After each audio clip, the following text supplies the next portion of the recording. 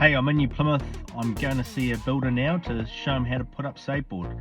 He's building a house. It's full of saveBOARD throughout the garage and internal linings. It's about 1,200 square meters of linings, so we're going to go and show him how to put it all up. See you soon.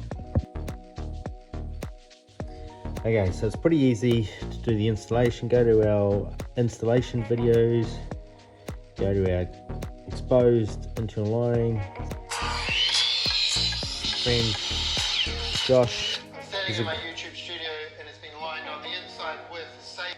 And you can go right through and watch the whole thing. Panel pins, assuming it's a non-brace board. A little bit faster, a little bit easier. Let's go.